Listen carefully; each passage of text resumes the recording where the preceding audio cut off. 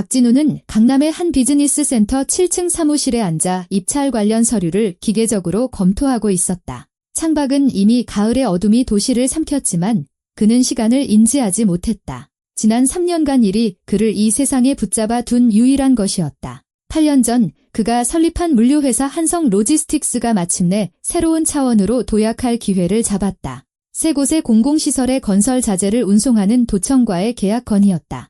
모든 대출을 상환하고 회사를 지역 시장의 선두주자로 올려놓을 수 있는 결정적인 돌파구였다. 경쟁은 치열했다. 가장 큰 경쟁 상대는 최강민의 대성 운수였다. 20년 경력의 업계 큰손으로 행정 라인에 연줄이 있었고 더러운 수법도 서슴지 않는다는 평판을 가진 인물이었다.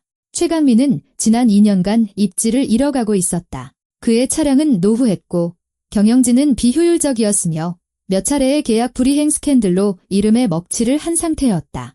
반면 박진우의 회사는 디지털 화물 추적 시스템을 도입하여 정확하고 현대적으로 운영되고 있었다. 박진우는 자신의 제안이 더 낫다는 것을 알았다. 이제 위원회의 결정을 기다리기만 하면 되었다. 일주일 후 그는 의자에 등을 기댄 채 피곤한 눈을 비비다 책상 한쪽에 놓인 액자를 무심코 바라보았다. 아내 서연과 딸 소미가 행복이 멈춘 순간 속에서 그를 보고 있었다. 6년 전 바다에서 찍은 마지막 가족 사진이었다. 그의 아내 서연은 힘든 하루를 보낸 그를 늘 따뜻하게 해주던 특유의 미소를 짓고 있었다. 당시 5살배기 꼬마였던 딸 소미는 앞니 2개를 드러내며 환하게 웃고 있었다. 박진우는 매일 밤 그랬던 것처럼 액정 유리를 손가락으로 쓸었다. 습관이었다. 의식이었다. 잊지 않기 위한 방법이었다. 6년 전 서연이 세상을 떠났다. 공장에서 일어난 사고였다. 그녀는 가구 공장의 격리부장으로 일하고 있었다. 그날 창고 일부가 붕괴되는 사고가 발생했다. 수사 결과 지붕보수 공사를 맡았던 하청업체의 심각한 과실이 원인으로 밝혀졌다. 서연은 콘크리트 대들보에 깔렸다.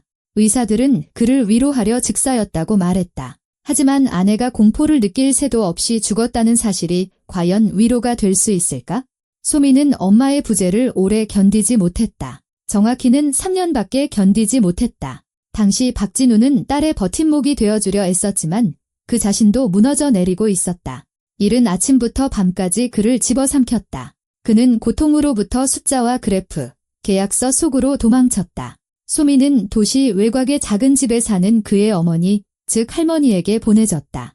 낡은 집, 연탄 아궁이, 그리고 정적. 그곳이 엄마의 흔적이 구석구석 남아있는 텅 빈 아파트보다 아이에게 더 평온할 것 같았다. 그러다 화재가, 아니 정확히는 연탄가스 중독 사고가 일어났다. 어느 봄날 밤이었다. 낡은 연탄 아궁이, 금이 간 연통이 문제였다. 어머니는 가까스로 밖으로 뛰쳐나와 정신을 잃었지만 소미는 그러지 못했다. 겨우 8살이었다. 커다란 갈색 눈, 명랑한 웃음소리, 왜, 그리고 만약에 하면 어떻게 돼? 라며 끝없이 던지던 질문들. 소방관들이 작은 시신을 들고 나왔을 때 박진우는 현장에 도착했다. 그는 소리치지도 울지도 않고 그저 서서 바라보기만 했다. 내면의 무언가가 완전히 끊어져 버렸다. 소미의 장례식 후 그는 살아있는 기계가 되었다. 집, 친구도, 오락도, 살려는 노력도 없었다. 그저 생존할 뿐이었다. 박진우는 한숨을 쉬며 책상 맨 아래 서랍으로 손을 뻗었다. 낡은 명함과 익힌 펜들 사이로 꽃 스티커가 붙은 분홍색 소미의 어린이용 휴대폰이 있었다.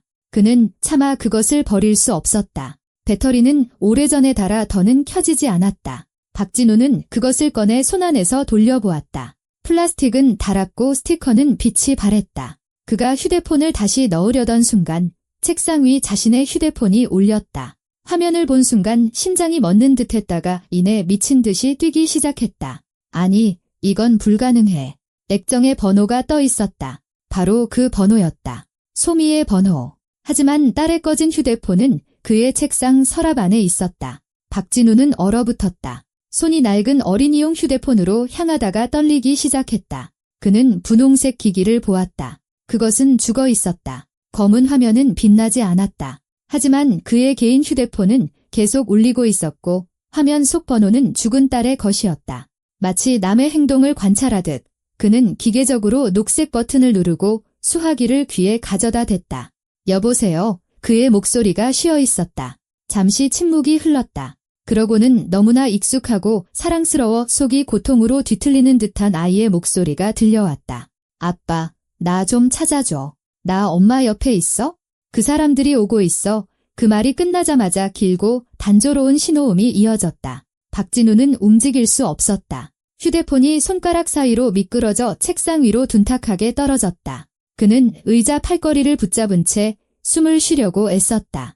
소미의 목소리였다. 특유의 억양, 모음을 살짝 느리는 버릇까지 마지막 말에 담긴 두려움의 그림자마저 전부 소미의 것이었다. 하지만 어떻게 이게 가능한가? 헛거들 들었나? 환각. 그는 입찰 준비로 최근 일주일간 거의 잠을 자지 못했다. 피로, 스트레스, 과로. 이 모든 것이 환청을 유발할 수 있었다. 하지만 전화는 분명히 울렸고 번호는 실제했다. 박진우는 휴대폰을 움켜쥐고 통화 기록을 열었다. 마지막 수신 전화, 소미의 번호. 통화 시각 22시 47분. 통화 시간 8초. 이건 꿈이나 환상이 아니었다. 전화는 실제로 걸려왔다. 그는 다시 전화를 걸어보려 번호를 누르고 수화기를 귀에 댔다. 짧은 신호음이 몇 번 울리더니 자동 응답 메시지가 흘러나왔다. 전원이 꺼져 있거나 통화할 수 없는 지역에 있어 흔한 안내 메시지였다. 기이한 점은 없었다. 박진우는 자리에서 일어나 사무실을 서성였다. 다리에 힘이 풀리고 관자놀이가 욱신거렸다. 누군가 딸의 번호를 사용하고 있다. 누군가 딸의 목소리를 녹음했다. 하지만 어디서?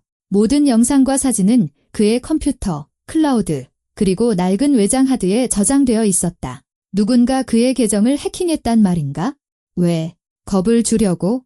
미치게 만들려고? 그는 전화 속 말을 떠올렸다. 나 엄마 옆에 있어?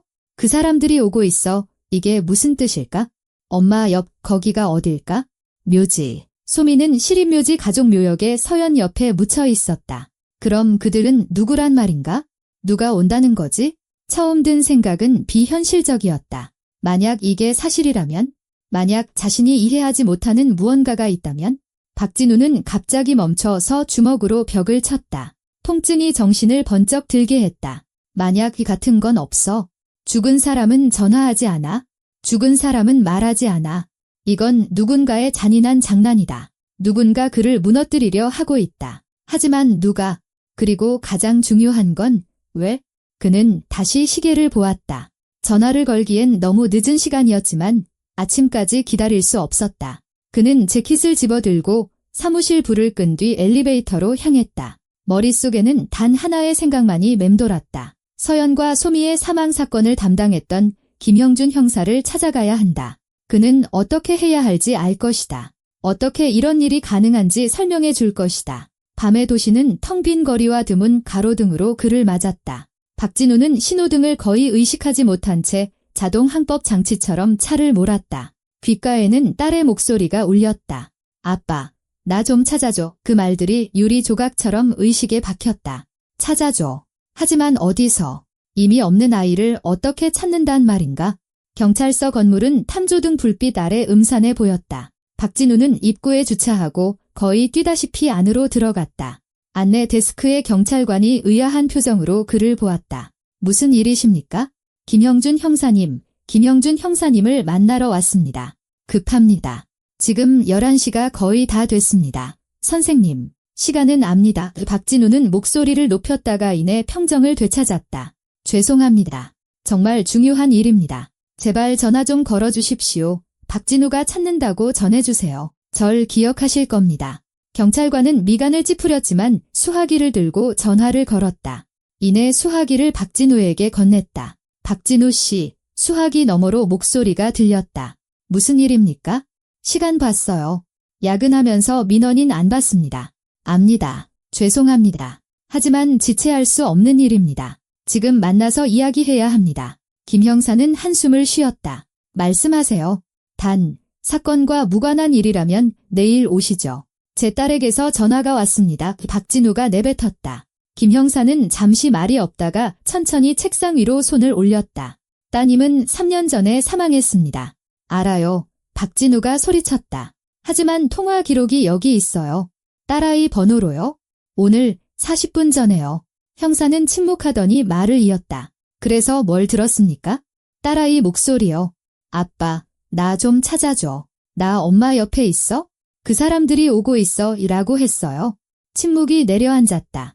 김 형사는 한참 말이 없다가 무겁게 한숨을 내쉬었다. 박진우 씨, 그가 천천히 입을 열었다. 어떤 일을 겪으셨는지 압니다. 저도 가족을 잃은 사람들을 많이 봤습니다. 때로는 슬픔이 사람을 이상하게 만들기도 하죠. 제가 미쳤다는 겁니까? 전 분명히 들었어요. 그의 목소리였어요. 좋습니다. 그렇다고 칩시다. 하지만 상식적으로 생각해보세요. 어떻게 죽은 아이가 전화를 걸 수 있겠습니까? 김 형사는 말을 이었다.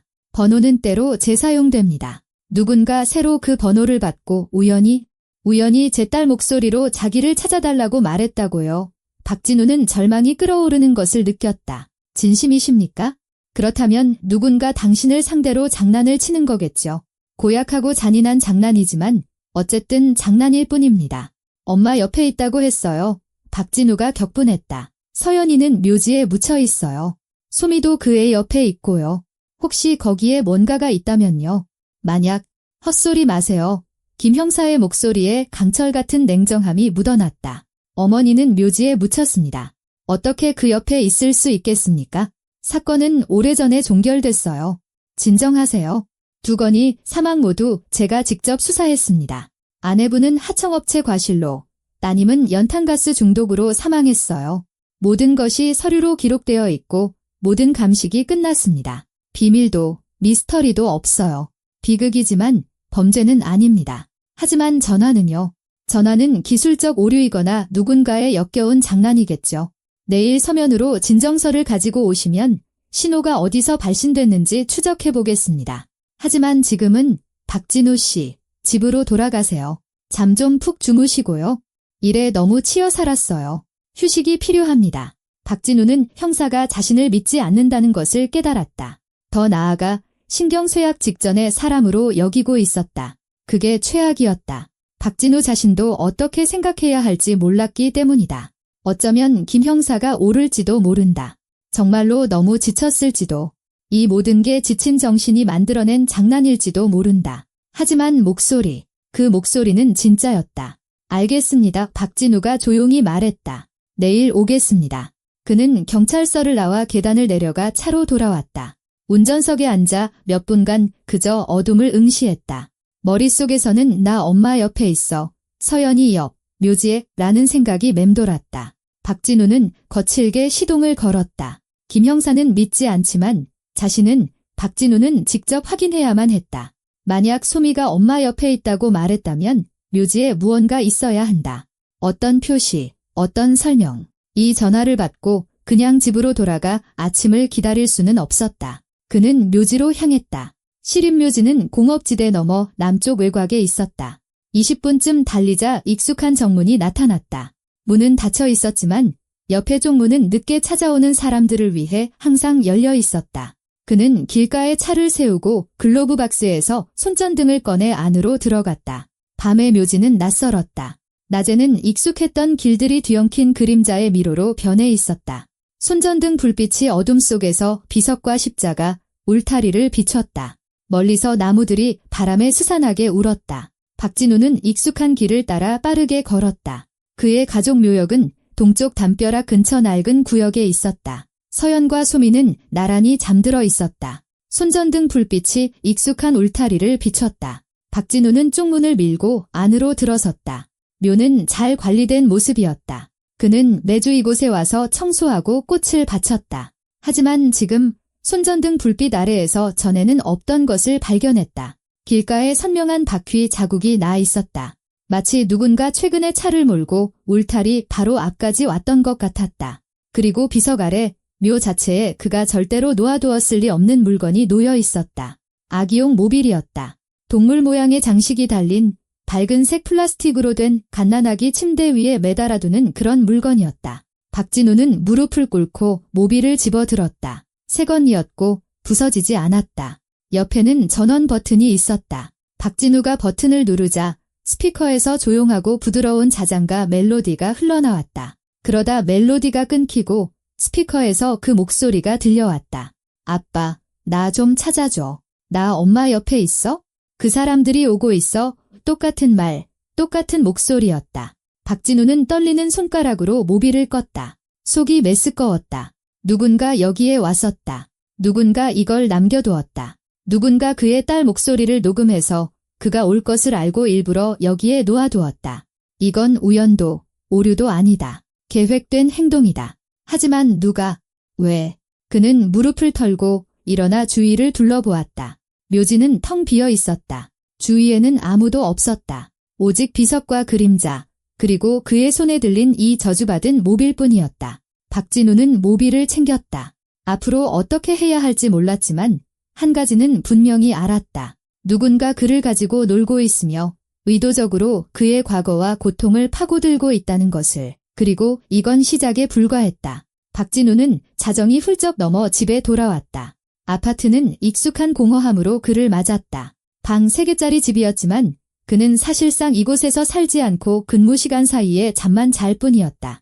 그는 소파에 재킷을 던지고 거실 테이블 위에 아기 모비를 올려놓았다. 그리고 플라스틱 장난감이 갑자기 스스로 말을 걸어올 것처럼 오랫동안 그것을 쳐다보았다. 다시 켤 용기는 나지 않았다. 한 번으로 충분했다. 값싼 스피커를 통해 녹음되고 재생된 소미의 목소리는 어떤 칼날보다도 예리하게 귀를 파고들었다. 박진우는 방을 서성이다 테이블로 돌아와 조심스럽게 모비를 뒤집었다.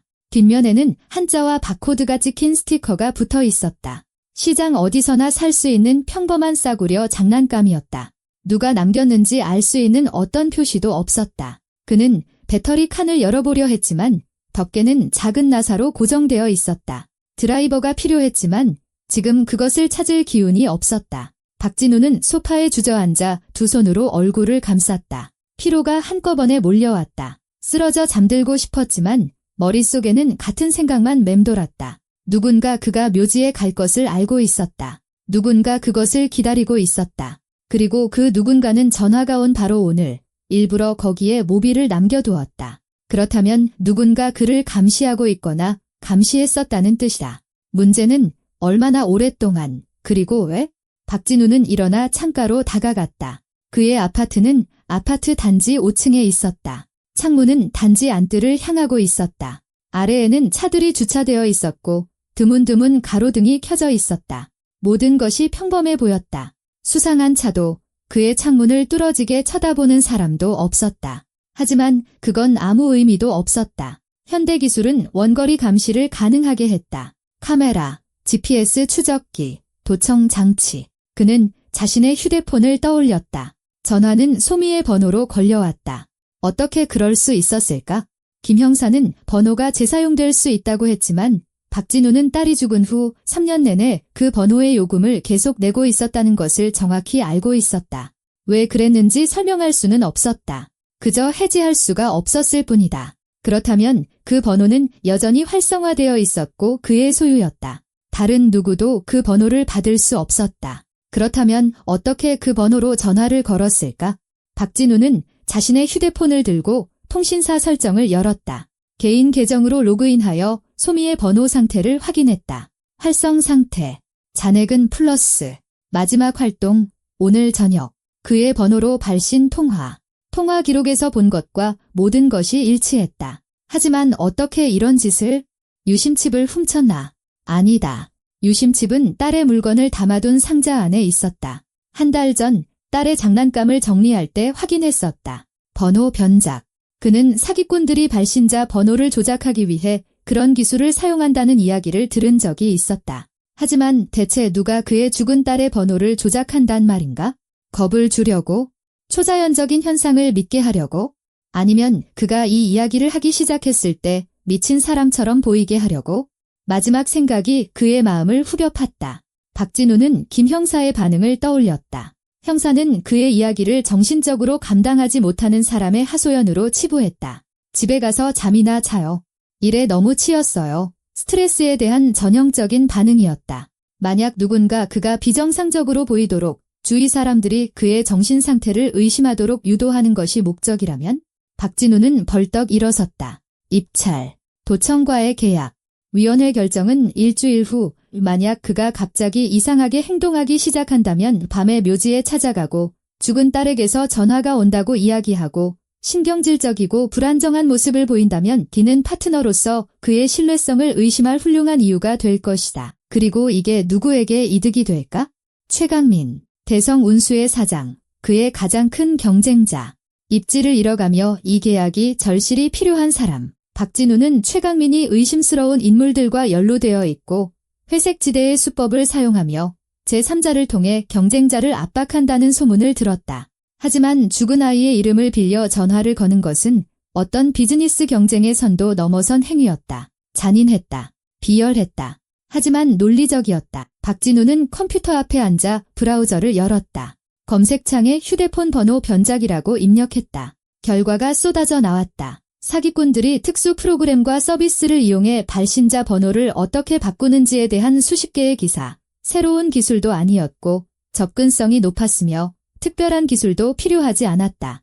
인터넷에 접속할 수 있고 어떤 번호를 위조할지만 알면 충분했다. 다음 검색어, 샘플 기반 음성 합성. 더 많은 결과가 나왔다.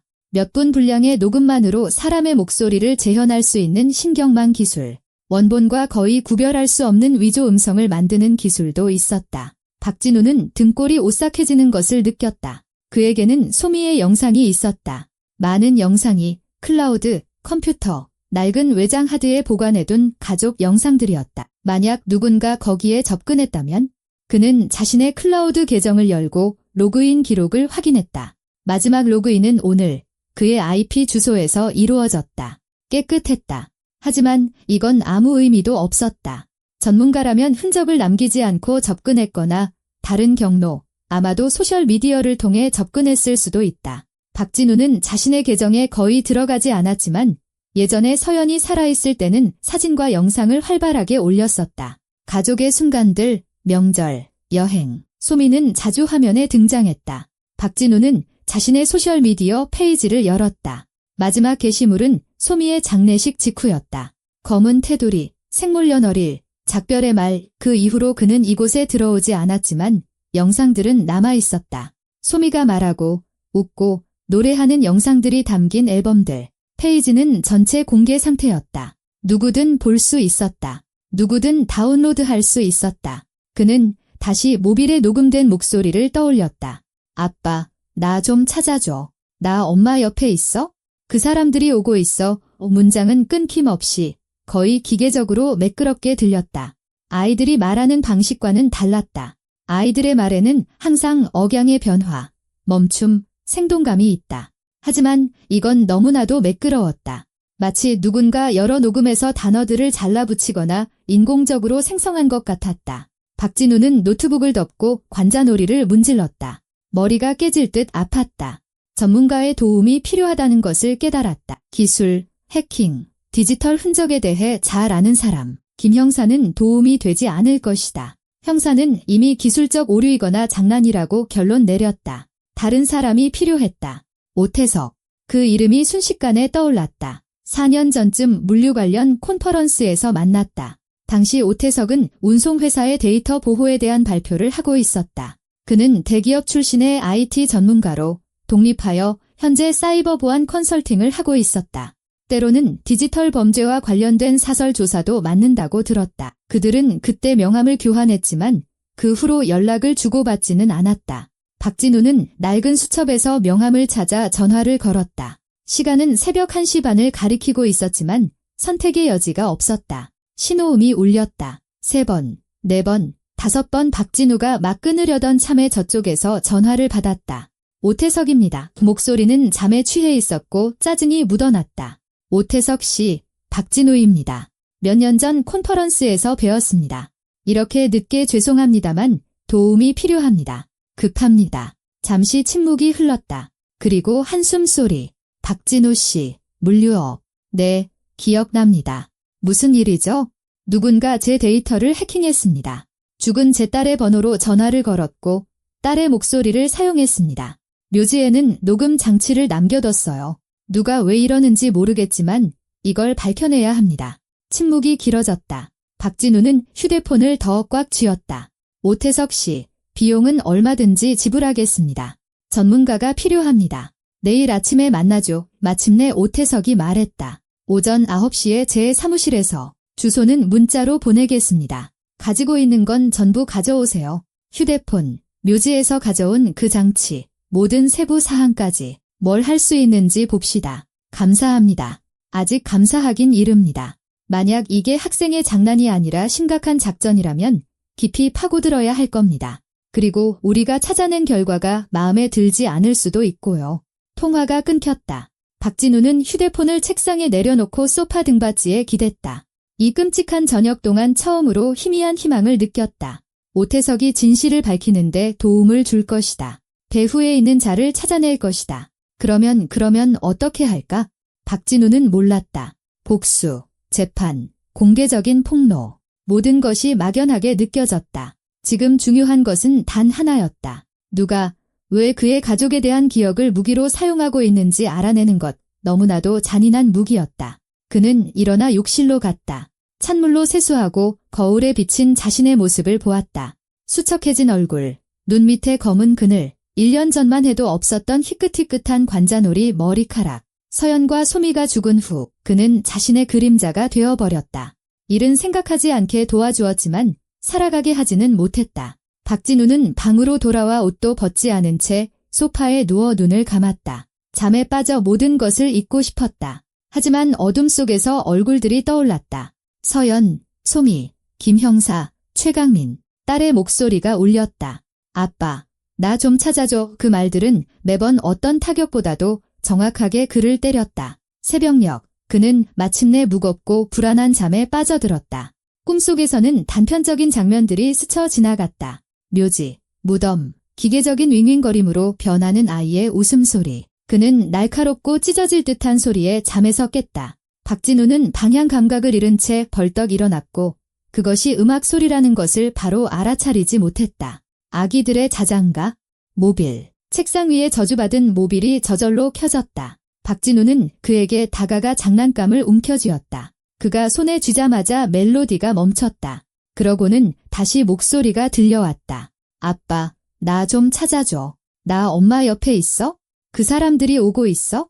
그는 모빌을 벽에 던져버렸다. 플라스틱이 깨지고 스피커가 끽끽거리다 잠잠해졌다. 박진우는 주먹을 쥔 채 거친 숨을 몰아쉬며 서 있었다. 누군가 이 빌어먹을 장난감을 조종하고 있다. 누군가 원격으로 그것을 켰다. 그렇다면 그 안에는 송신기나 비슷한 것이 있다는 뜻이다. 그리고 그들은 그가 묘지에서 모빌을 가져온 것을 알고 있다는 뜻이다. 바로 지금 그들은 감시하고 있다. 박진우는 장난감의 파편을 주워 부엌으로 가져갔다. 드라이버를 찾아 나사를 풀고 내부를 드러냈다. 플라스틱, 마이크로칩, 전선, 배터리, 모든 것을 분리했다. 이제 어디 한번 켜보시지. 그는 시계를 보았다. 오전 7시. 오태석과의 만남까지 2시간 남았다. 박진우는 샤워하고 옷을 갈아입고 진한 커피를 마신 뒤 모빌의 모든 부품을 봉투에 담았다. 그리고 자신의 휴대폰과 노트북을 챙겨 아파트를 나섰다. 복도에서 주위를 둘러보았지만 아무도 없었다. 아래로 내려가 안뜰로 나왔다. 차들은 밤새 있던 그 자리에 그대로 있었다. 수상한 사람은 없었지만 편집증은 이미 머릿속에 단단히 자리 잡았다. 박진우는 차에 올라 시동을 걸었다. 그러자 차 안의 스피커에서 아기 자장가, 바로 그 멜로디가 흘러나왔다. 그는 급히 오디오를 껐지만 음악은 계속 흘러나왔다. 스피커가 아니라 휴대폰에서였다. 박진우는 휴대폰을 움켜쥐었다. 화면에는 어떤 앱도 수신 전화도 없었지만 멜로디는 울리고 있었다. 그러고는 다시 아빠, 나 좀 찾아줘. 나 엄마 옆에 있어? 그 사람들이 오고 있어? 박진우는 휴대폰 전원을 완전히 꺼버렸다. 음악이 멎었다. 그는 운전대를 꽉 쥔 채 차 안에서 고른 숨을 쉬려고 애썼다. 그들은 그의 휴대폰에 침투했다. 그들은 그것을 조종할 수 있다. 그렇다면 그들은 그가 하는 모든 것을 보고 말하는 모든 것을 듣고 있다는 뜻이다. 이건 더 이상 단순한 장난이 아니다. 계획된 작전이다. 박진우는 차를 몰아 오태석에게로 향했다. IT 전문가의 사무실은 외곽의 작은 비즈니스 센터에 있었다. 박진우는 주차하고 3층으로 올라가 해당 호실을 찾았다. 문패에는 고태석, 컨설팅 및 정보보안이라고 적혀 있었다. 그가 노크했다. 짧은 머리에 청바지와 후드티 차림의 40대 남자가 문을 열고 박진우를 날카롭게 쳐다보았다. 박진우 씨군요. 들어오시죠. 사무실은 작았지만 현대적이었다. 모니터가 놓인 책상 2개, 장비가 가득한 선반, 그래프와 도표가 그려진 화이트보드. 오태석은 의자를 가리켰다. 앉으시죠. 처음부터 다 이야기해보세요. 박진우는 모빌 파편이 든 봉투와 자신의 휴대폰을 꺼내 이야기하기 시작했다. 어젯밤의 전화, 형사와의 만남, 묘지, 녹음된 모빌, 한밤중의 작동, 아침 차 안에서의 음악까지. 오태석은 가끔 고개를 끄덕이며 조용히 들었다. 박진우가 이야기를 마치자 IT 전문가는 파편들을 집어들어 유심히 살폈다. 이 마이크로칩 보입니까? 그가 작은 기판을 가리켰다. GPS 추적기와 GSM 모듈입니다.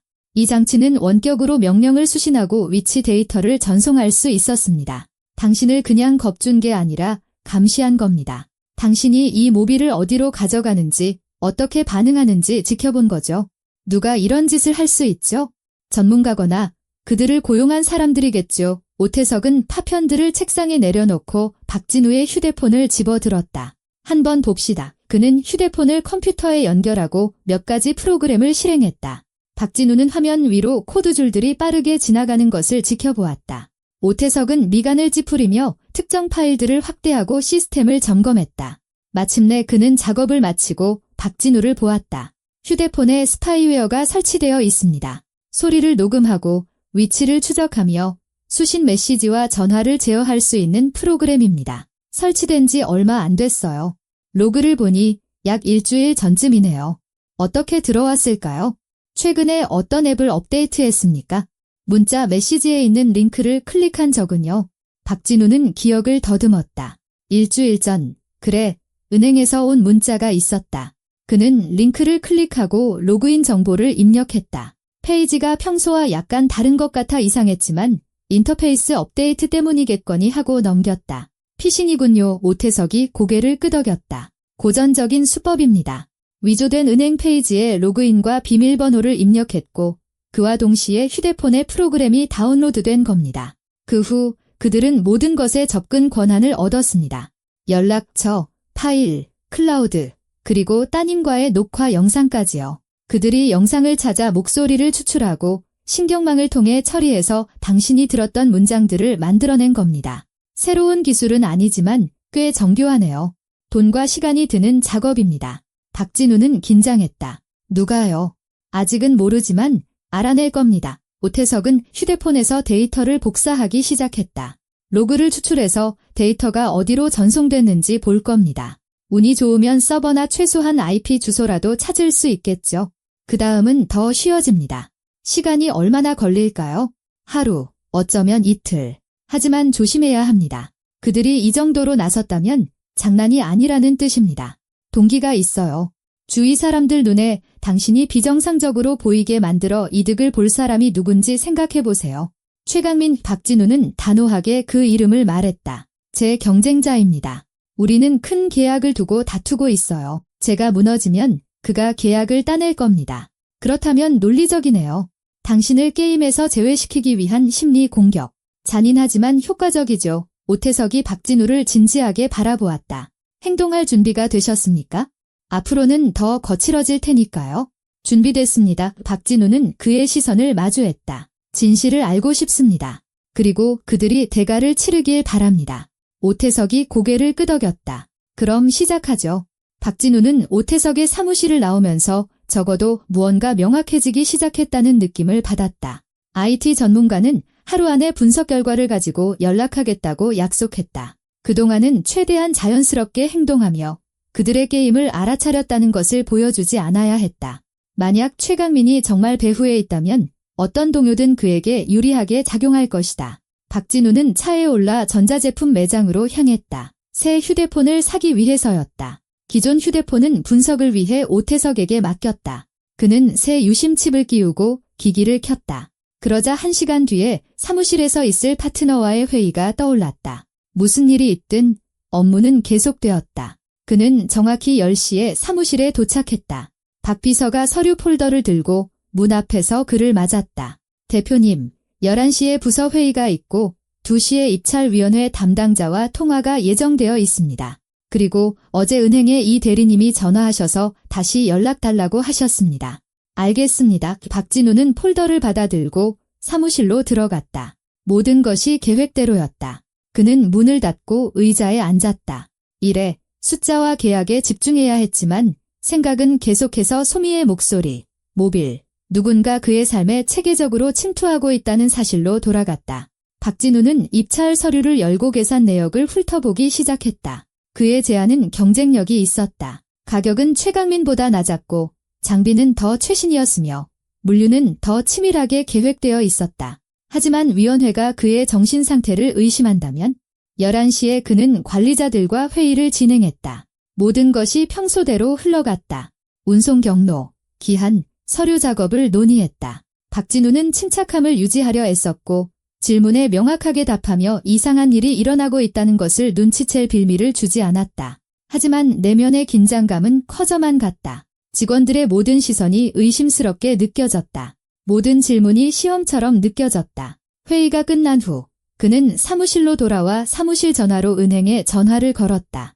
대출 담당자인 이 대리가 세 번째 신호음 만에 전화를 받았다. 박 대표님, 안녕하십니까?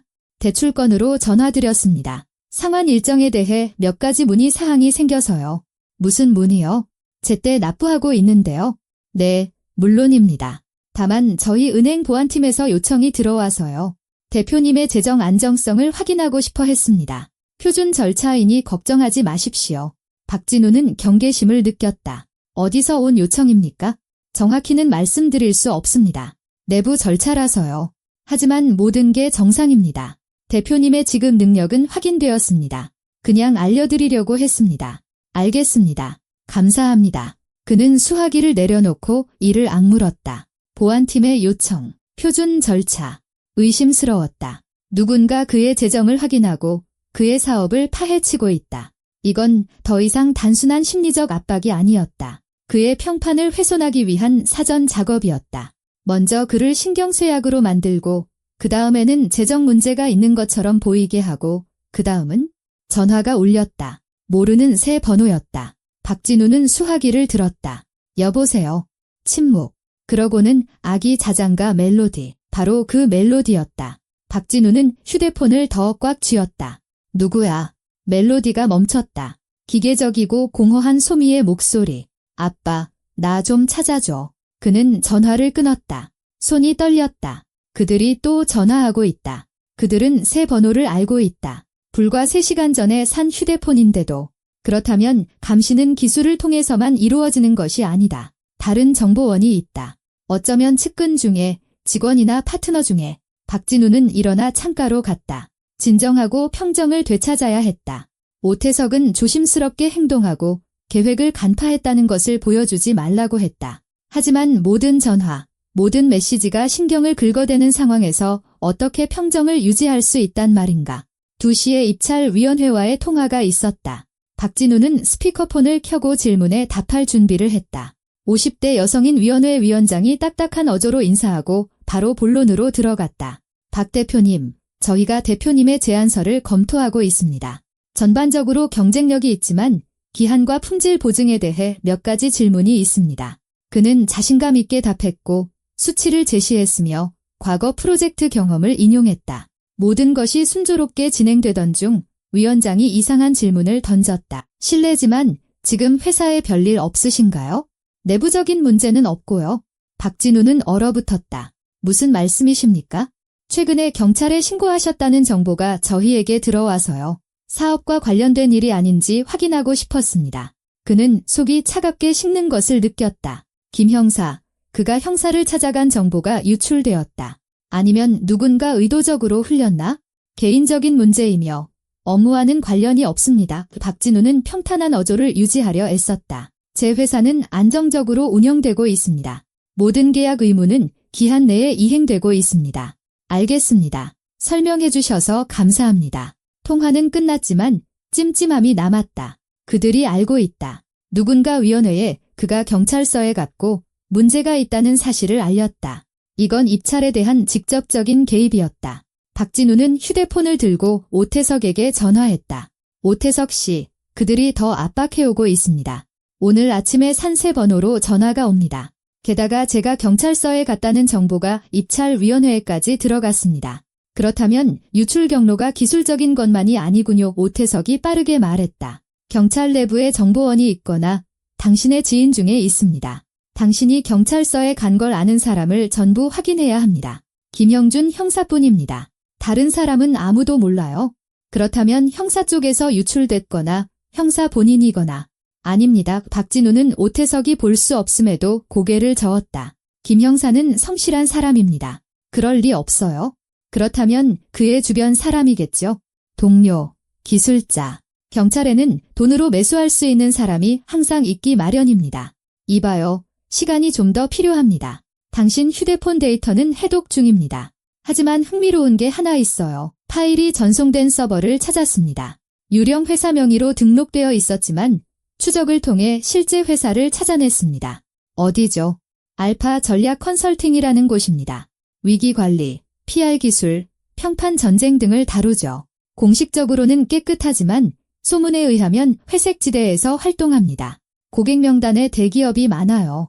최강민이 그들을 고용했을 수도 있겠군요. 충분히 가능하죠.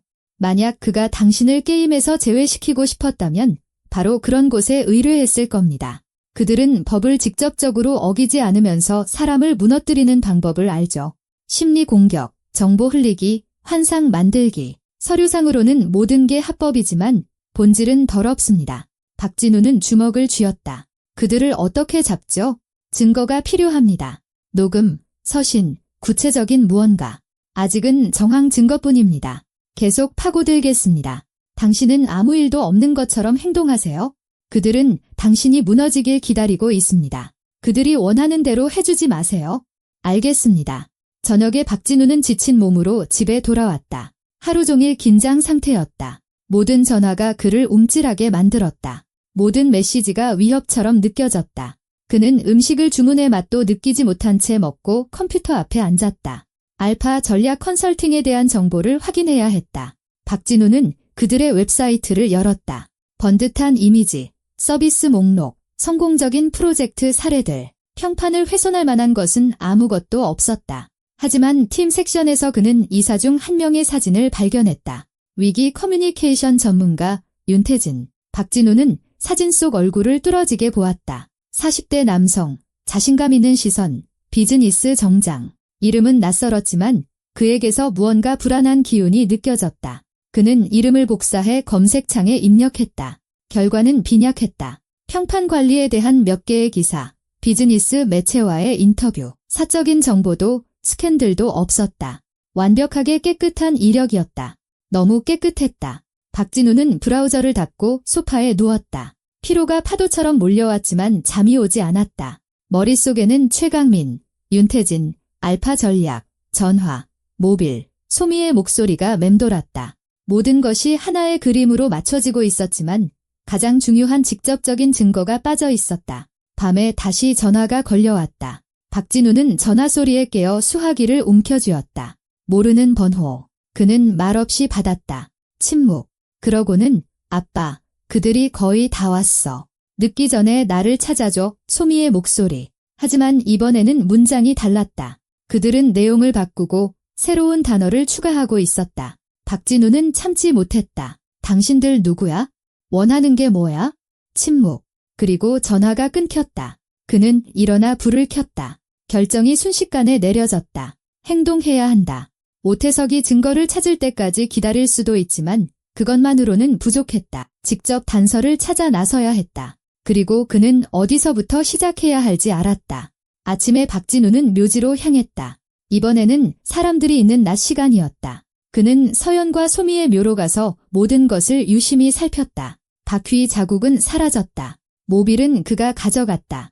하지만 울타리 옆에서 그는 땅에 작은 자국을 발견했다. 마치 여기에 무언가 무거운 것이 놓여 있었던 것처럼. 카메라, 감지기. 박진우는 쭈그리고 앉아 손으로 흙을 파헤쳤다. 아무것도 없었다. 하지만 이전에 아무것도 없었다는 뜻은 아니었다. 그는 일어나 주위를 둘러보았다. 묘에서 10m 떨어진 곳에 오래된 나무가 자라고 있었다.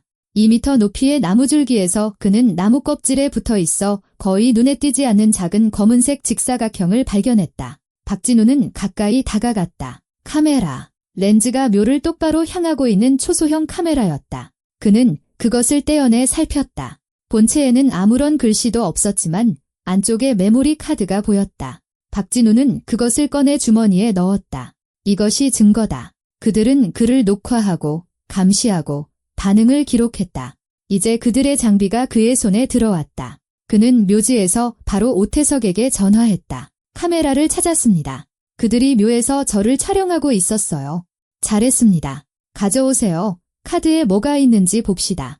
이건 중요한 단서입니다. 박진우는 차로 돌아와 IT 전문가에게로 향했다. 오태석은 의욕적인 모습으로 그를 맞았다. 이리 주시죠. 그는 카드를 컴퓨터에 넣고 파일을 열었다. 화면에 영상이 나타났다. 손전등을 든 박진우가 밤에 묘지에 서서 모비를 집어들고 녹음을 듣는 모습. 그리고 다른 장면들. 그가 묘에 대고 말하고 소리치고 무릎을 꿇는 모습. 약점을 잡으려 했군요. 오태석이 고개를 저었다. 당신을 비정상적으로 보이게 만들려고요. 이 영상을 편집하고 나레이션을 추가해서 언론이나 위원회에 흘릴 수 있었겠죠. 당신은 미친 사람처럼 보였을 겁니다. 하지만 이제 우리에게 원본이 있어요. 편집이라는 걸 증명할 수 있습니다. 게다가 카드에는 메타데이터, 카메라 설치 날짜, 기기 모델 정보가 있습니다. 구매자를 추적할 수 있을 겁니다. 제가 데이터베이스를 뒤져보죠. 시간이 얼마나 걸릴까요? 몇 시간. 집에 가서 쉬세요. 곧 모든 게 끝날 겁니다. 박진우는 떠났지만 쉴 생각은 없었다. 그는 게임이 막바지에 이르렀다는 것을 깨달았다.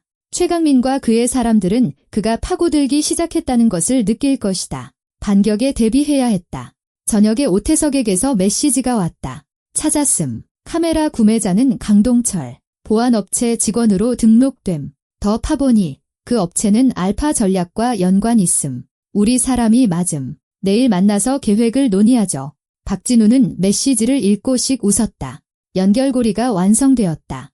이제 그는 누가, 어떻게, 왜 그랬는지 알았다. 가장 중요한 것만 남았다. 현장에서 그들을 잡고 이 게임을 영원히 끝내는 것. 다음 날 아침, 박진우는 같은 사무실에서 오태석을 만났다. IT 전문가는 그의 앞에 출력물, 강동철에 대한 데이터, 보안 업체와의 연결고리, 알파 전략으로 이어지는 지불 내역을 펼쳐놓았다. 모든 것이 명확한 그림을 이루었다. 강동철, 38세, 오태석이 운전면허증 사진을 보여주었다. 전직 형사로 5년 전에 퇴직했습니다. 현재는 프리랜서로 일하고 있죠. 경호, 감시, 정보 수집, 스트라즈라는 업체를 통해 고용되는데 이 업체는 알파 전략의 파트너사로 등록되어 있습니다. 그리고 최근 6개월간 이 회사의 주요 고객이 누군지 아십니까? 최강민. 박진우는 차가운 확신에 찬 목소리로 말했다. 정확합니다. 최강민이 3개월 전 직접 컨설팅 서비스 계약을 맺었습니다. 금액도 상당해요. 2천만 원을 공식적으로는 사업 구조조정 지원 명목이지만 우리는 그 돈이 어디에 쓰였는지 알죠. 나를 무너뜨리는 데 쓰였죠. 바로 그거죠. 강동철은 실행범입니다. 그가 카메라를 설치하고 모비를 놓고 당신을 감시했습니다. 하지만 혼자가 아닙니다. 당신의 기기를 해킹한 기술자도 있어요. 디지털 흔적을 따라 그를 찾아냈습니다. 하선우, 프로그래머, 32세. 원격으로 일하고 공식적으로는 IT 회사에 소속되어 있지만 다크넷을 통해 부업을 합니다. 해킹, 음성 합성, 데이터 위조가 전문이죠. 박진우는 두 남자의 사진을 보았다. 강동철과 하선우, 평범한 얼굴, 특별할 것 없는 인상. 하지만 이 사람들이 지난 며칠을 악몽으로 만들었고 그의 가족에 대한 기억을 무기로 사용했다. 경찰에 갈 만큼 충분한 증거인가요? 그가 물었다. 형식적으로는 그렇죠. 하지만 이 모든 것이 최강민의 지시로 이루어졌다는 것을 증명하기는 어려울 겁니다. 그들은 중개인, 공식계약, 합법적인 서비스라는 연쇄고리로 자신들을 보호했습니다. 최강민은 경쟁사 공격이 아니라 컨설팅을 위해 알파 전략을 고용했다고 말할 겁니다. 윤태진은 하청업체들의 행동에 대해 몰랐다고 할 거고요. 강동철과 하선우가 죄를 뒤집어쓰고 집행유예를 받고 끝나겠죠. 그렇다면 범죄 현장에서 그들을 잡아야겠군요. 오태석이 고개를 끄덕였다. 바로 그겁니다. 우리가 그들을 새로운 행동으로 유인하고 그 과정을 기록한다면 증거는 확실해질 겁니다. 그들이 스스로를 드러내게 만들어야 합니다. 박진우는 생각에 잠겼다. 계획이 머릿속에서 빠르게 형성되었다. 그들의 전술을 역이용하는 것, 그가 완전히 무너졌고 딸을 찾기 위해 무슨 짓이든 할 준비가 되었다는 것을 보여주는 것, 그들을 마지막 일격으로 유인하고 스스로 함정을 준비하는 것. 제가 미친 척 연기하겠습니다. 그가 말했다. 저녁에 묘지에 가서 비정상적으로 행동할 겁니다. 소리치고 묘와 대화하고 그들이 듣고 싶어 하는 말을 할 겁니다. 만약 그들이 저를 감시하고 있다면, 그리고 분명히 그럴 텐데 미끼를 물 겁니다. 마지막 붕괴 단계를 기록하거나 다른 무언가를 더 던져놓고 싶어 하겠죠. 위험합니다. 오태석이 미간을 찌푸렸다. 당신이 연기한다는 걸 눈치채면 눈치채지 못할 겁니다. 저는 설득력 있게 할 겁니다. 당신은 묘 주위에 카메라를 설치하고 근처에 숨어 있으세요. 그들이 나타나자마자 모든 것을 녹화하는 겁니다. 그리고 김 형사에게 연락해서 협조를 요청할 수도 있겠죠. 체포를 대비해 경찰이 근처에 있도록요. 김 형사가 당신을 믿을까요? 우리가 찾은 것을 보여주면 믿을 겁니다. 네, 그는 성실한 형사고 정직한 사람입니다. 진실을 밝히고 싶어 할 겁니다. 오태석은 잠시 말이 없다가 동의했다. 좋습니다. 장비를 준비하죠. 야간 투시 카메라, 녹음기, 전부 위장할 겁니다. 시간을 정하세요. 오늘 저녁 10시. 더 이상 기다릴 수 없습니다. 입찰은 모레 결정됩니다. 그들이 위원회 결정 전에 제 평판을 훼손하는 데 성공하면 모든 것을 잃습니다. 그럼 신속하게 움직이죠. 박진우는 명확한 계획을 가지고 사무실을 나왔다. 이제 김 형사를 설득하는 일만 남았다. 그는 형사에게 전화를 걸어 만남을 요청했다. 김 형사는 처음에는 저항했지만 박진우가 증거가 있다고 말하자 동의했다. 그들은 경찰서 근처 카페에서 만났다. 김 형사는 언짢은 표정으로 나타났다. 박진우 씨, 쓸데없이 저를 불러낸 게 아니길 바랍니다. 박진우는 USB를 꺼내 테이블 위에 놓았다. 여기 제 아내의 묘에 설치되었던 카메라 영상이 있습니다. 그리고 전화와 심리 공격 배후에 있는 사람들에 대한 데이터도 있습니다. 이름, 사진, 의뢰인과의 관계까지. 이건 초자연 현상도 제 신경쇠약도 아닙니다. 계획된 작전입니다. 김 형사는 USB를 받아 노트북에 꽂고 파일을 열었다. 그는 말없이 보았고 얼굴은 돌처럼 굳어갔다. 영상이 끝나자 그는 의자 등받이에 기댔다. 심각하군요. 정말 심각한 일입니다. 알고 있습니다. 그리고 오늘 저녁 그들이 다시 올 겁니다. 제가 그들을 유인할 겁니다. 현장을 기록하고 체포하기 위해 경찰이 근처에 있어야 합니다. 매복 작전을 하자는 겁니까? 네, 그들의 유죄를 직접적으로 증명할 유일한 방법입니다. 우리가 이 자료만 가지고 가면 그들은 모든 것을 실행범에게 떠넘길 겁니다. 하지만 현장에서 잡는다면 김 형사는 미간을 문질렀다. 이건 절차 위반입니다. 승인, 허가가 필요해요. 시간이 없습니다. 모레 입찰이 결정됩니다. 그들이 저를 무너뜨리는 데 성공하면 저는 모든 것을 잃습니다. 그리고 그들은 처벌받지 않고 빠져나갈 겁니다. 형사는 저울질하듯 침묵하다가 고개를 끄덕였다. 좋습니다. 2명의 형사와 함께 가겠습니다. 하지만 만약 이게 헛수고로 끝나면 박진우 씨, 당신은 곤란해질 겁니다. 그럴 리 없습니다. 저녁, 박진우는 정확히 10시에 묘지에 도착했다. 오태석은 이미 와서 3대의 카메라를 다른 지점에 설치하고 나뭇가지와 돌로 위장해 놓았다. 그 자신은 모든 지역이 보이는 인근 도로의 차 안에서 숨어 있었다. 김 형사와 2명의 형사는 200m 떨어진 문 앞에서 기다리고 있었다. 박진우는 차에서 내려 묘로 걸어갔다. 손에는 꽃다발과 켜진 휴대폰을 들고 있었다. 만약 그들이 추적하고 있다면 그의 위치를 볼 수 있도록 일부러 그런 것이었다. 그는 비석에 꽃을 놓고 무릎을 꿇고 말하기 시작했다. 크고 절규하듯 벼랑 끝에 선 사람의 역할을 연기했다. 소미야, 내 목소리 들었어. 내가 날 불렀지? 엄마 옆에 있다고 했지? 나 여기 왔어. 알겠니? 내가 왔다고. 어디 있니? 어디서 널 찾아야 하는지 말해줘. 그는 말을 멈추고 귀를 기울였다. 침묵. 나무 사이로 부는 바람 소리뿐이었다. 박진우는 계속했다. 사람들은 내가 죽었다고 해. 하지만 난 내 목소리를 들었어. 나랑 이야기하는데 어떻게 죽을 수 있겠어. 내가 널 찾을게. 약속해. 어디에 있는지 말만 해줘. 온다는 그 사람들은 누구야? 누구냐고. 그는 일부러 전화 내용을 연설에 섞어 그가 그 생각에 완전히 사로잡혔다는 것을 보여주었다. 만약 강동철이나 하선우가 듣고 있다면, 그리고 박진우는 그들이 듣고 있다고 확신했다. 그들은 계획이 성공했다고 믿어야 했다. 그가 마침내 현실에 대한 통제력을 잃었다고. 10분이 지났다. 박진우는 계속 말했고, 때로는 소리치고, 때로는 울었다. 모든 것이 연극의 경계에 있었지만 충분히 설득력 있었다. 그때 소리가 들렸다. 조용하고 거의 알아들을 수 없는 발소리. 누군가 다가오고 있었다. 그가 돌아보았다. 이우산 묘지줄에서 한 남자가 나왔다. 사진에서 본 바로 그 강동철이었다. 중간 키, 다부진 체격, 어두운 재킷, 손에는 작은 케이스를 들고 있었다. 박진우는 겁먹은 척하며 얼어붙었다. 누구세요? 강동철은 씩 웃었다. 두려워하지 마오. 도와주러 왔어. 도와줘요. 어떻게?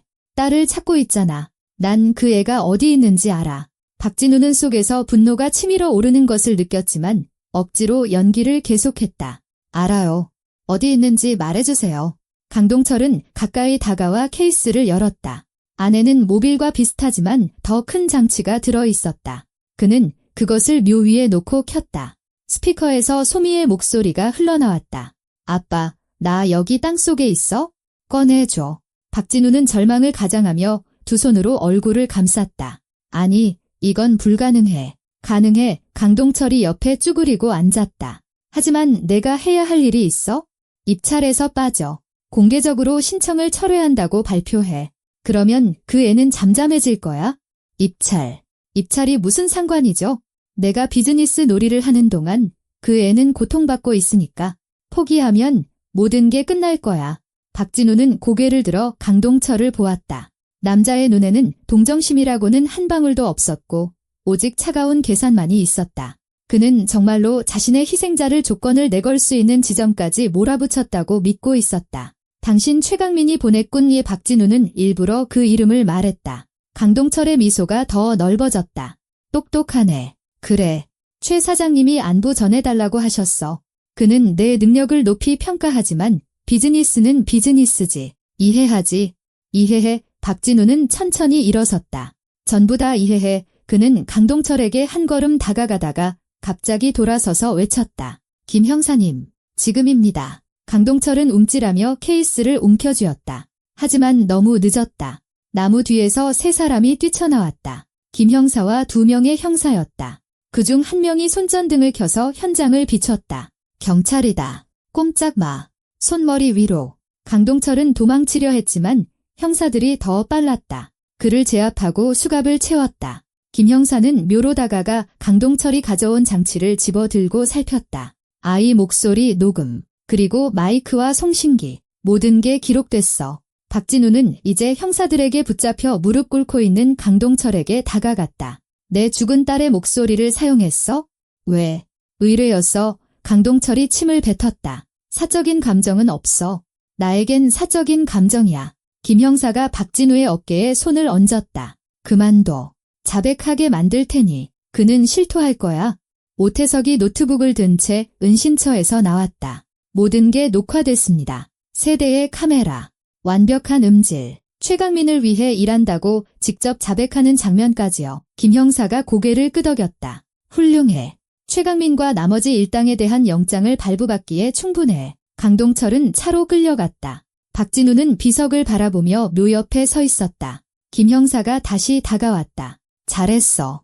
위험을 감수했지만 성공했군. 아직 끝이 아닙니다. 박진우는 형사를 보았다. 강동철은 실행범일 뿐입니다. 최강민과 이 모든 계획을 꾸민 자들을 잡아야 합니다. 그렇게 할 겁니다. 약속하죠. 박진우는 늦은 밤에 집에 돌아왔다. 여러 날 만에 처음으로 안도감을 느꼈다. 완전하지는 않았다. 게임은 아직 끝나지 않았지만 첫걸음은 내디뎠다. 강동철은 체포되었고 증거는 수집되었다. 이제 주범들의 차례였다. 그는 소파에 누워 눈을 감았다. 내일은 새로운 날이 될 것이다. 입찰, 위원회 결정, 아마도 최강민의 체포. 많은 것이 불확실했다. 하지만 박진우는 더 이상 희생자가 아니었다. 그는 반격에 나섰고 이 일을 끝까지 마무리할 작정이었다. 아침에 박진우는 오태석의 전화에 잠에서 깼다. IT 전문가는 흥분된 목소리로 빠르게 말했다. 강동철이 다 불었습니다. 하선우, 알파 전략의 윤태진, 그리고 최강민 본인까지 전부요. 김 형사님이 이미 서류 작업을 하고 있습니다. 점심때쯤이면 체포가 시작될 겁니다. 하선우도 잡히나요? 넷 IP 주소와 결제 내역으로 추적했습니다. 지금 형사들이 그에게 가고 있습니다. 그가 흔적을 지우려 했지만 제가 필요한 모든 것을 미리 복사해뒀습니다. 그의 컴퓨터에 완전한 아카이브가 있어요. 당신의 통화 녹음, 합성된 오디오 파일, 강동철과 윤태진과의 서신, 그리고 번호 변작 프로그램과 음성 샘플 데이터베이스까지. 이건 빼도 박도 못하는 사건입니다. 박진우는 속에서 차가운 만족감이 퍼지는 것을 느꼈다. 연결고리가 끊어지고 있다. 실행범, 기획자, 의뢰인, 하나씩 차례로 무너질 것이다. 진부하게 들릴지 모르지만 정의는 승리할 것이다. 최강민은요? 김 형사님이 하선우를 체포한 후에 그에게 갈 겁니다. 최강민이 빠져나가지 못하도록 완전한 증거 패키지를 확보하고 싶어 합니다. 그에게는 비싼 변호사와 행정 라인의 연줄이 있으니까요. 하지만 이런 증거들 앞에서는 그들도 어쩔 수 없을 겁니다. 참, 입찰위원회에서 연락 왔습니까? 아니요. 왜요? 위원장이 수사 진행 상황에 대한 정보를 요청했습니다. 김 형사님이 모든 것을 설명했어요. 당신이 경쟁사의 표적 공격의 희생자가 되었고 불법적인 방법으로 입찰에서 당신을 탈락시키려 했다고요. 이게 당신에게 유리하게 작용할 거라고 생각합니다. 아마 최강민의 신청서를 조기에 실격시킬 수도 있고요. 박진우는 전화를 끊고 옷을 입었다. 사무실에 가야 했다. 이런 날에도 일은 기다려주지 않았다. 직원들은 무슨 일이 있었는지 몰랐다. 그들에게 지난 한 주는 평범했다. 입찰 준비, 일상적인 업무. 박진우는 그들에게 자세한 내용을 알릴 생각이 없었다. 이것은 그의 싸움이었고 그의 승리였다. 그는 사무실에 도착해 박 비서에게 인사하고 사무실로 들어갔다. 책상에 앉아 노트북을 열었지만 서류에 집중할 수 없었다. 생각은 계속해서 지금 일어나고 있는 일로 돌아갔다. 형사들이 하선우의 집에 들이닥쳐 장비를 압수하고 신문하는 모습. 그 다음은 윤태진의 차례, 그리고 최강민. 11시에 김 형사에게서 전화가 왔다. 하선우를 체포했습니다. 저항하지 않고 즉시 자백하기 시작했습니다. 모든 것을 인정했습니다. 당신의 기기 해킹, 딸의 목소리 합성, 강동철과의 협력까지요. 의뢰는 윤태진을 통해 왔고 그는 최강민에게서 받았다고 말했습니다. 구체적인 금액, 만남 날짜, 서신 내용까지 언급했습니다. 심지어 소미 양의 목소리로 생성할 문장의 초안까지 발견했습니다. 이건 끔찍합니다. 박진우 씨, 그들은 마치 평범한 프로젝트처럼 일말의 양심의 가책도 없이 일했습니다. 박진우는 더 이상 아무 것에도 놀라지 않았다. 문장의 초안. 그들은 앉아서 그의 죽은 딸이 뭐라고 말해야 그를 가장 효과적으로 무너뜨릴 수 있을지 궁리했다. 단어를 고르고 억양을 테스트했다. 그들에게 이것은 단지 의뢰였을 뿐이다. 지금 윤태진에게 가고 있습니다. 김 형사가 말을 이었다. 그가 핵심 인물입니다. 모든 자금이 그를 통해 오갔습니다. 그가 행동을 조율했고요. 그를 증거와 함께 잡으면 최강민은 발뺌할 수 없을 겁니다. 제가 가도 될까요? 오지 않는 게 좋습니다. 이건 공식적인 수사 절차입니다. 당신의 존재는 변호사들이 수사에 대한 압박으로 이용할 수 있습니다. 하지만 계속 연락드리겠습니다. 약속합니다. 박진우는 수화기를 내려놓고 사무실을 나왔다. 복도를 걷고 물을 마시고 다시 돌아왔다. 기다리는 것은 참을 수 없었다. 그는 형식적으로 자신의 존재가 거기서 필요 없다는 것을 알았지만 지난 며칠간 그의 삶을 지옥으로 만든 자들의 얼굴을 보고 싶었다. 그들의 계획이 무너지고 그들이 패배했다는 것을 깨닫는 모습을 보고 싶었다. 오후 1시경 오태석에게서 메시지가 왔다. 윤태진 체포. 서류를 파기하려 했음. 벽난로에서 종이를 태우고 컴퓨터에서 파일을 삭제하려 했지만 실패. 형사들이 제때 들이닥쳐 최강민과의 계약서, 당신에 대한 작전의 세부 계획, 실행범들과의 모든 서신, 심지어 지난 한 달간 당신의 이동 경로표까지 찾아냄. 오랫동안 감시하며 치밀하게 준비했음. 이걸로 그들은 끝임. 박진우는 책상에 앉아 두 손으로 얼굴을 감쌌다. 끝. 그들은 패배했다. 그들의 모든 노력, 모든 조작, 전화와 소미의 목소리로 인한 이 모든 악몽, 모든 것이 무너졌다. 정의는 존재했다. 항상 빠르지는 않더라도 존재했다. 그는 미치지 않았고 포기하지 않았으며 그들이 이기도록 내버려 두지 않았다. 3시에 김 형사가 다시 전화했다. 최강민에게 와 있습니다. 그의 사무실에 와서 수색영장을 제시했습니다. 그는 처음에는 놀란 척하며 어떤 작전에 대해서도 아는 바가 없다고 말했습니다. 하지만 우리가 윤태진의 증언과 서신을 제시하자 창백해졌습니다. 지금은 변호사와 함께 앉아 변호사 없이는 말하기를 거부하고 있지만 증거는 충분합니다. 내일 법원에서 구속 여부가 결정될 겁니다. 아마 구속될 가능성이 높습니다. 증거가 너무 많고 혐의가 너무 심각합니다. 게다가 도주의 위험도 있고요. 그에게는 해외에 돈과 연줄이 있습니다. 그는 어떤 처벌을 받게 될까요? 기술 장비를 이용한 사생활 침해 및 심리적 폭력, 불법적인 방법을 통한 경쟁자, 명예훼손 시도, 그리고 경제적인 측면도 있습니다. 범죄 행위를 통해 입찰에서 경쟁자를 제거하려 한 시도, 모두 합하면 최대 5년의 실형이 가능합니다. 검찰이 가중 처벌 사유를 추가하면 더 길어질 수도 있고요. 윤태진과 실행범들도 각각 3년에서 4년의 징역형을 받을 겁니다. 좋습니다. 박진우는 조용하지만 단호하게 그 단어를 말했다. 감사합니다. 김형준 형사님. 형사님 없이는 아무것도 못했을 겁니다. 당신이 해낸 겁니다. 위험을 감수하고 계획을 세우고 두려워하지 않았어요. 저는 단지 형식적인 절차를 도왔을 뿐입니다. 박진우는 수화기를 내려놓고 오랫동안 움직이지 않고 앉아 있었다. 승리. 완전하고 명백한 승리. 최강민은 체포되었고 그의 조력자들은 구금되었으며 증거는 확실했다. 입찰은 거의 따낸 것이나 다름없었다. 이런 스캔들 후에 위원회가 최강민의 신청서를 목록에 남겨둘 리 없었다. 한성 로지스틱스는 계약을 따낼 것이다. 회사는 새로운 차원으로 도약할 것이다. 지난 몇 달간 그가 일했던 모든 것이 이루어졌다. 하지만 중요한 것은 그것이 아니었다. 중요한 것은 그가 서연과 소미의 기억을 지켰다는 것이다. 아무도 그들을 도구로, 무기로 사용하도록 내버려 두지 않았다. 가장 어두운 상황 속에서도 싸울 힘을 찾을 수 있다는 것을 자신과 세상에 증명했다. 저녁에 박진우는 다시 묘지로 향했다. 이번에는 두려움이나 절망 때문이 아니라 그저 원해서였다. 이 장을 완전히 닫아야 했다. 그는 서연과 소미의 묘로 가서 시든 꽃을 치우고 아내가 가장 좋아했던 하얀 장미를 새로 놓았다. 옆에 벤치에 앉아 오랫동안 비석을 바라보았다. 모든 게 끝났어. 그가 소리내어 말했다. 당신들의 기억을 이용한 자들은 대가를 치를 거야. 내가 그들이 이기도록 당신들을 다른 사람의 잔인함의 도구로 만들도록 내버려 두지 않았어. 바람이 나뭇잎을 스치며 소리를 냈다. 묘지는 조용하고 평화롭고 가을비두로 가득했다. 어떤 목소리도, 어떤 전화도, 어떤 기계적인 멜로디도 없었다.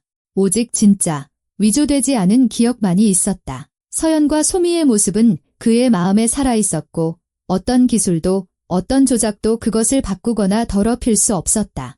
박진우는 주머니에서 휴대폰, 바로 그 꽃 스티커가 붙은 낡은 어린이용 휴대폰을 꺼냈다. 일부러 가져온 것이었다. 분홍색 플라스틱은 빛이 바랬고 스티커는 벗겨졌지만 그에게 이 휴대폰은 여전히 소미의 일부였다. 범죄자들이 합성한 목소리의 주인이 아닌 진짜 소미의. 그는 꽃 옆 비석 아래에 그 기기를 놓았다. 더는 필요 없어. 그가 조용히 말했다. 당신들은 여기 내 마음에 있어? 그리고 나는 당신들을 위해, 당신들의 삶이 의미 있었다는 것을 위해 계속 살아갈 거야. 그는 일어나 잠시 침묵 속에 서 있다가 돌아서서 묘지를 나왔다. 마음이 지난 며칠 동안보다 훨씬 가벼웠다. 상실의 고통은 사라지지 않았다. 그것은 남아있었고 영원히 남을 것이다. 하지만 이제 거기에 두려움이 섞이지 않았고 조작이 더해지지 않았으며 무력감이 짓누르지 않았다. 오직 순수한 인간적인 슬픔과 계속 살아갈 권리만이 있었다. 다음 날 입찰위원회 회의가 열렸다. 박진우는 서류 폴더를 들고 정장을 입고 와서 어떤 질문에도 답할 준비가 되어 있었다. 위원장은 진지한 시선으로 그를 맞았다. 박 대표님, 저희는 수사 자료를 검토했습니다. 일어난 일은 용납될 수 없습니다. 경쟁은 정상적인 것입니다. 발전을 이끄는 동력이죠. 하지만 이런 방법을 사용하는 것은 더 이상 경쟁이 아니라 범죄입니다. 대성 운수의 신청서는 실격 처리되었습니다. 대표님의 제안이 최고로 인정되었습니다. 계약은 대표님의 것입니다. 박진우는 고개를 끄덕였다. 승리. 3개월간 지칠 때까지 일하고 위험을 감수하고 계획하고 밤을 새워가며 얻어낸 바로 그 승리. 하지만 지금 그것은 격렬한 기쁨이나 희열을 불러일으키지 않았다. 오직 조용하고 깊은 만족감뿐이었다. 믿어주셔서 감사합니다. 그가 말했다. 실망시키지 않겠습니다. 건물을 나와 그는 오태석에게 전화했다. 계약을 따냈습니다. 축하합니다. 그럴 자격이 충분합니다. 당신 없이는 해내지 못했을 겁니다. 이 악몽에서 저를 꺼내주셨어요. 당신이 해낸 겁니다. 박진우 씨의 저는 단지 도구를 주었을 뿐입니다. 힘은 당신이 찾았어요. 박진우는 전화를 끊고 차에 탔다. 앞에는 많은 일이 있었다. 계약은 힘, 시간, 자원을 요구했다. 새로운 장비를 구매하고 사람을 고용하고 물류를 구축해야 했다. 하지만 그는 해낼 것이다. 가장 중요한 것, 즉 온 세상이 당신을 등진 것처럼 보일 때조차 포기하지 않는 법을 배웠기 때문이다. 2달 후 재판이 열렸다. 최강민, 윤태진, 하선우, 강동철은 함께 재판을 받았다. 지역 언론이 보도한 떠들썩한 사건이었다. 재계는 스캔들을 논했다. 최강민의 많은 파트너들이 그의 회사와의 협력을 거부했다. 4명 모두 실형을 선고받았다. 최강민은 5년, 윤태진은 4년, 하선우와 강동철은 각각 3년 반의 대성 운수는 한 달 후 파산했다. 알파 전략 컨설팅은 면허를 박탈당하고 문을 닫았다. 정의는 완전하고 명백하게 승리했다. 박진우는 선고 공판에 참석했다. 법정에서 창백하고 무너지고 이 몇 달 사이에 늙어버린 최강민이 서 있는 것을 보았다.